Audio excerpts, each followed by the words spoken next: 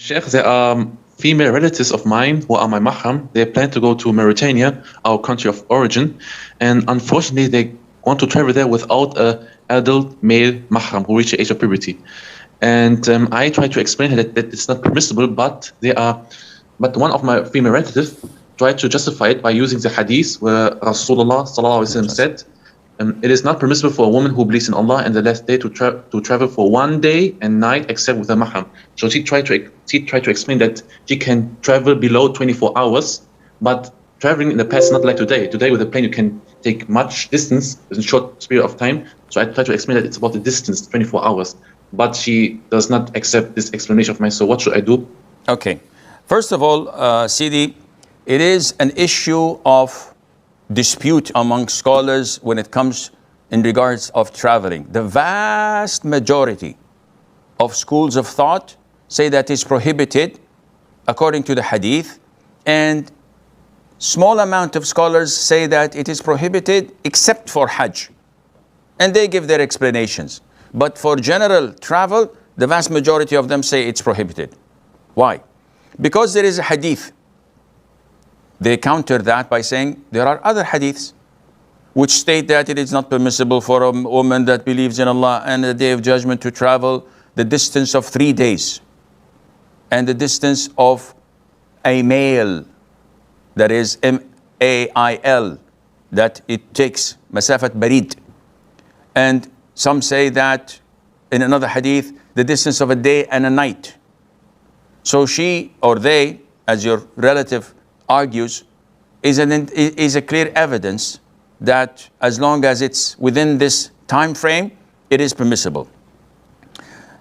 This is the problem when people don't have knowledge and they don't refer to the people of knowledge. If you ask the people of knowledge, the scholars, the real scholars, they'll clarify this for you.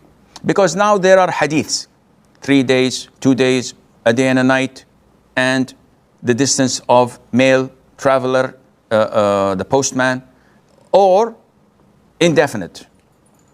So is there a contradiction in the religion? Definitely not.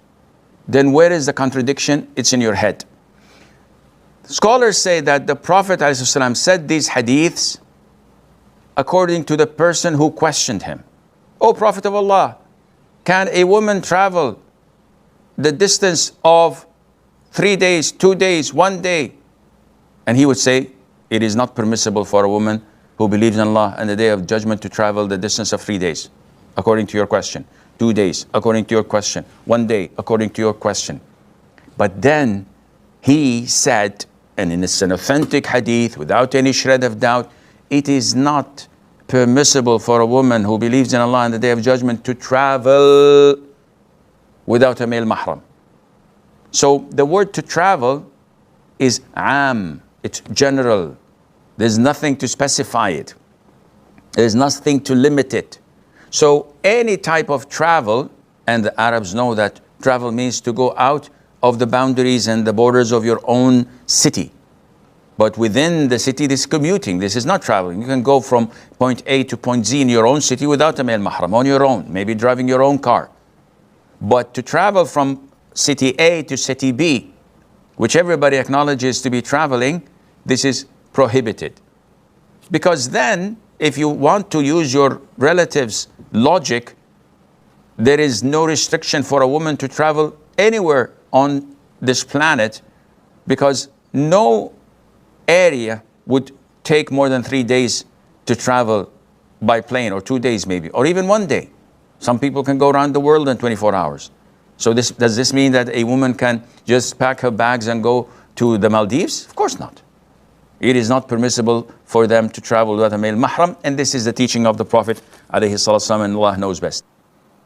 Assalamu alaikum. Assalamu Mine is more like an advice. So I've been having this problem. I spoke to my dad about the person I would like to get married to, and we've been dragging it for 2 years just because the person is not from the same state as we are, and also because his mom is a Christian. But this is someone that practices the religion. He prays very well. He practices well. So I would just like to hear your advice and thoughts. If I understand your question, this man is from a different region of yours? Yes, that is why. Okay, is your father fine with it? He's not fine with it because it's from a different state. So what good advice I would be giving you as long as your father is rejecting it? Because the marriage cannot happen without the consent and approval of your guardian, and he's the one, your father, who's supposed to say to the boy, I give you my daughter in marriage. Now, my advice is to your father. A daughter is an amana. It's a gift entrusted to you by Allah Azza wa Jal.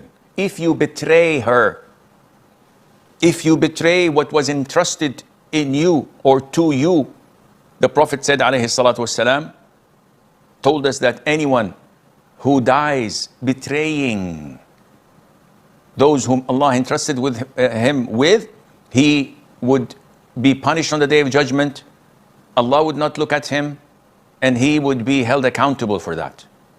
It's a grave sin. Now, what does a father want for his daughter? To be happily married with someone who takes care of her, provides for her, cherishes her, and is a good Muslim. Full stop. Whether he is black or white, whether he's from this tribe or from that tribe, doesn't matter as long as she's happy. Now you as a father, you're a traitor. When all what you care about is what my brothers would say, my cousins, my uncles, my tribesmen.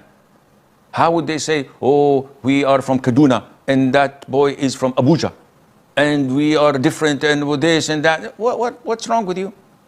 So you'd rather leave your daughter unmarried, making dua against you every single night. Oh Allah, curse my father. Oh Allah, make life hard for my father and punish him when he dies because he made my life hell and miserable just to save face with his cousins and uncles. Fear Allah. Fear Allah. Any father would be more than happy to give his daughter to a man who's a real man, who can take care of her, who could be her rock, who could protect her. Not, oh, I need the dignitaries in my tribe and my people to say, oh, they married to this big family from our region. And why? You need someone to honor you, to raise your status. You're this low. You need other tribes and other families to uplift your name. You make your own name, akhi, not who you marry your daughter to. So fear Allah, and may Allah send you someone, and that's, I'm talking to Aisha, of course, not to your father. May Allah send you someone who fears Allah, who checks all the boxes, and who would marry you and make you happy bi-idhnillah. Nowadays, there's an innovation, a new trend. After Fajr prayer, after it's concluded, people are making dhikr. After 5-10 minutes, all of a sudden you see people prostrating. They're not in salah, and they prolong their prostration. After finish, my friend, come. What were you doing? He said, this is prostration for dua. I said, but you're not praying. He said, yes, this is a separate prostration. This is haram. This is innovation. It's not acceptable. You have committed a grave sin. Others repeat this on and say that this is prostration of gratitude, of shukr. And again, this is an innovation. When you are blessed with something that is not reoccurring, the sunnah is to offer one sajda, one prostration of gratitude.